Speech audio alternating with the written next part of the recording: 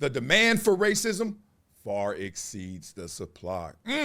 It's a hydration situation, but I have some fun up in here where we bring the locker room to life and the X's and O's meets the I's and U's. Yes, the demand for racism far exceeds the supply. Sage words from my man Thomas Sowell. And we're about to hear some words from my man Skip Bayless. Y'all know how much I love me some Skip Bayless. Well, without further ado, because he's debuted his new show, Unleashed, the Skip Bayless Show, Skip Bayless said, I ain't got no more bosses, so I'm going to keep it 1,000 wild. All right, let's get it. Y'all want to see Skip Bayless right now? Look at him. No, that ain't funny. That ain't Skip Bayless, but watch this. Be prepared, y'all. He about to go in. Here we go. Yeah. This is the Skip Bayless Show. This is Skip Unleashed. Woo! No more network TV bosses telling me what I can't say. Hit a drummer, get wicked. So Skip Bayless said, y'all can't tell me what to say. Now, I always thought, just knowing Skip over the years, and he was always unleashed. Like, what? Skip ran everywhere I've been. Skip ran it. ESPN, 4 letters. Fox, 3 letters. Now it's just him, 3 more letters. So Skip Bayless is going to talk about some of the views that he's had over the years that maybe were a little diluted, it sounds like. Let's get to the first one, which is him talking about Caitlin Clark, white guilt, a lot of what Skip has been going through, some of the inner turmoil. Let's get into that right now. Let go. So I'll be the first to admit I am extremely sensitive to the rise and the continuing plight of black people. Okay.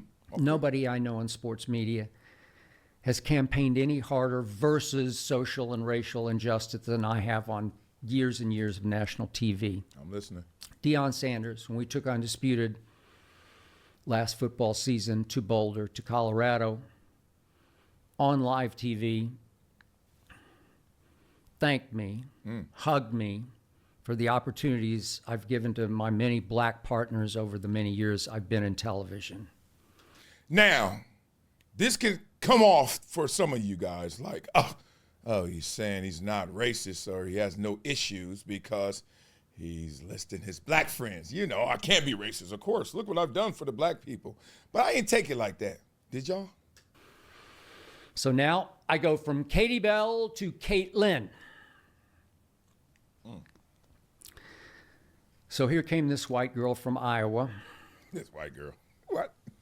And I started watching the WNBA much more closely than I ever had. And I started to think, deep down in my psyche, wait a second.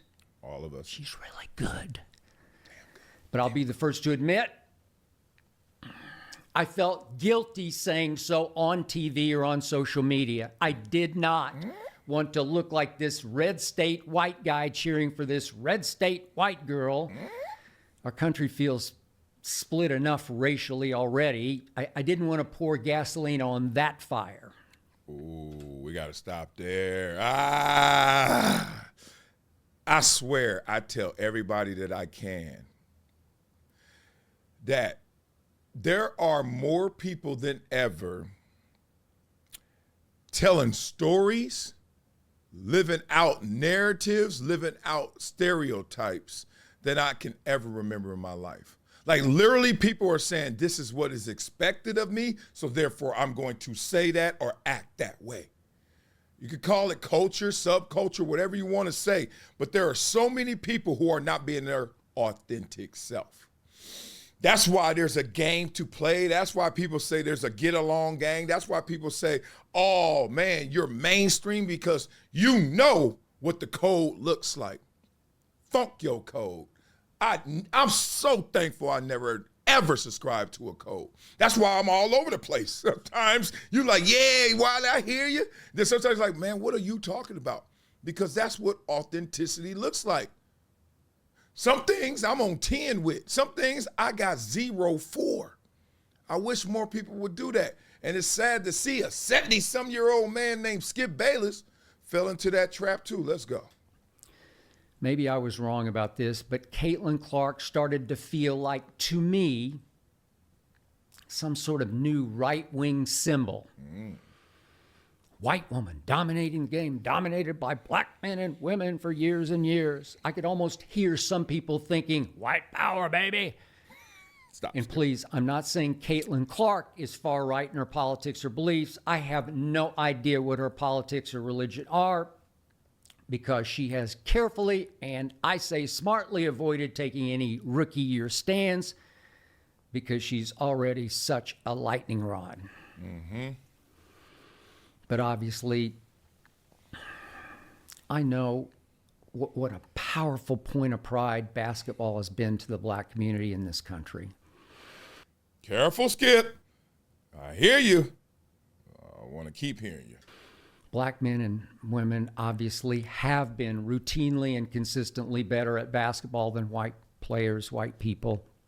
This country hasn't produced a white player in Larry Bird's universe since he retired 32 years ago. I don't know. Who knows? Maybe Cooper Flagg will be that guy. So far, so great. But, man, that's a long way to go.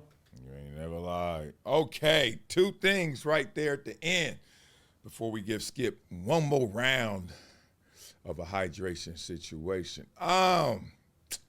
One is, I think what fuels racism today more than ever is that falseness, is you subscribing to narrative, the fear of actually just saying it as you see it. I'll give you an example of Skip Bayless seeing Caitlin Clark just being a baller, a beast, but since you're white and you're from Middle America, how dare I support another white Middle American, because it can look like racism. See, you're already thinking about how it's going to be perceived versus how you're going to project it. You got to put you first. Selfish and selfless has one thing in common: self. If you're not who you are, I swear racism will go from wherever it is right now. And it used to be the whole room. Now it's smaller. It would go to like, you got to really squint if everybody just said it like they saw it. That's why comedians have a pierced arrow and they can get through it. Pastors can get through it. Certain orators can get through it because they call it like it is. If you watch Caitlin Clark ball and say, yeah, she can ball, dog. She can shoot. Sorry, the rest of y'all who all may be better than her, she's the star, right? She's the one they're going to bank on. That ain't racist. Just like if you see Tyreek Hill and you're like, bruh, all you had to do is comply, and I could pretty much guarantee you would have been on your merry way. That ain't racist. That ain't selling out. Come on, dog. What are you doing? We have to get back into our common sense. In common. That's it.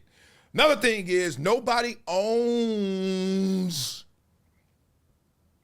these subscriptions to beliefs and ideas, this culture. No one owns it. And no one owns what comes from it. No one. You can own parts of it. You can own a company that produces it, but you don't own it. No one owns breakdancing. No one owns rap. No one owns basketball. No one owns it. No group owns it. There are owners, and they got to share what they own. Come on, y'all. So here we go. It's almost like saddening, even though I know it's meant as a compliment. Black people, running basketball. Yeah, we play basketball. We play at LOL. I think everybody does whatever they put their attention into, LOL. That's my belief system. Attention is invention. Whenever your ass say, that's what I'm going to do, oh, you're going to get it done. I remember growing up and I had this real ghetto ass theory. And I used to tell my boys, they were like, what? I said, everybody's a winner. And they were like, why you say that? I said, because everybody I know that chooses to do something, even if it's not good, it could be bad. I just want to be the hardest gangster. I just want to be popular. I just want to be the freshest dress. I saw them all do that, and they won. Problem is, a lot of times they chose things that weren't worth winning. But come on, man, please. Okay, so black people own basketball. Okay, let's say that, because we baller. Like if the white guy and a black guy come into the gym, they both 6'7", look, I'm picking the black dude, duh.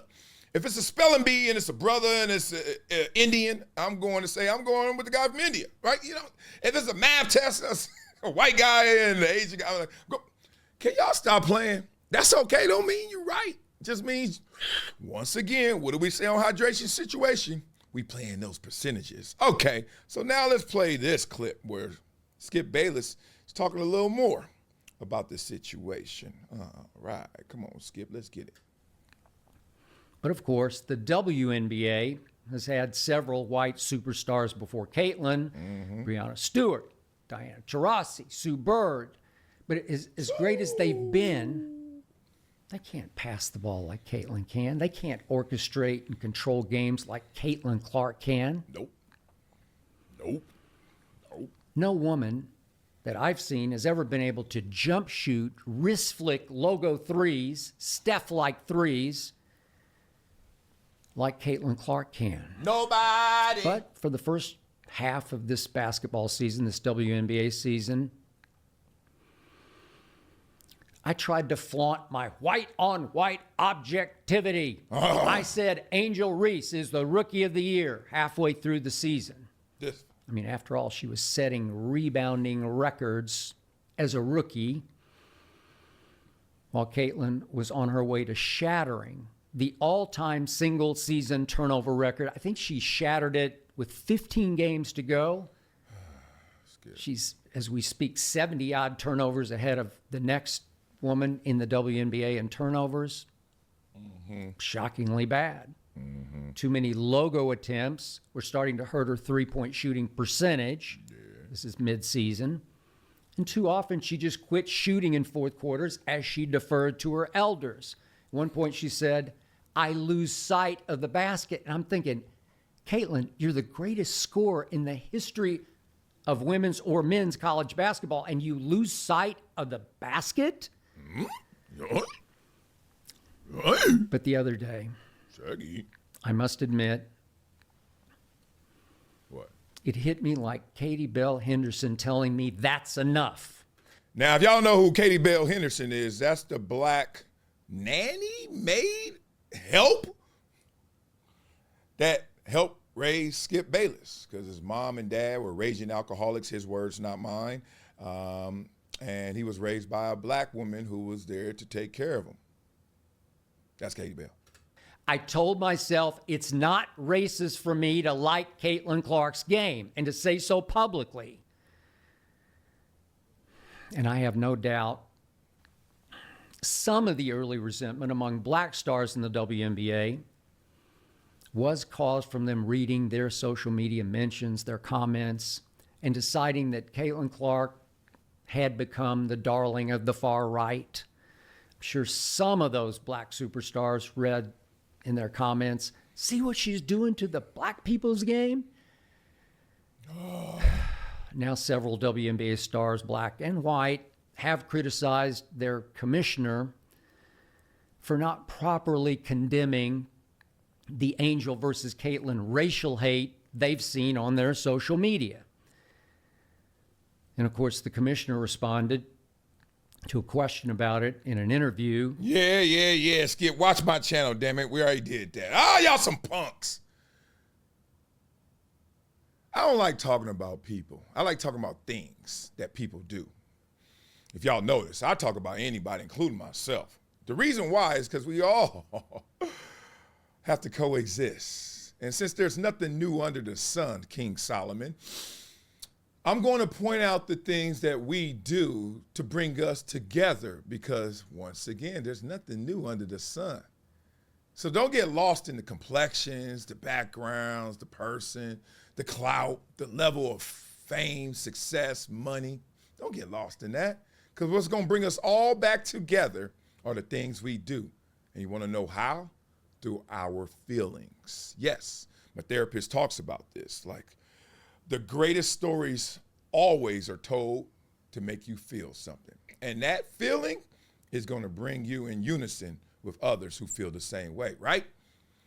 You could be total enemies with somebody, but then there's something that happens, a thing that was done that you feel a certain way about, that they feel the same way about, then all of a sudden we look at each other again like, Skip Bayless punked out in this moment. That man said it something, talking about, oh, Mr. Tweet, Mr. I'ma tell you, Dak, I'm going to tell you, LeBron, both sides of the coin.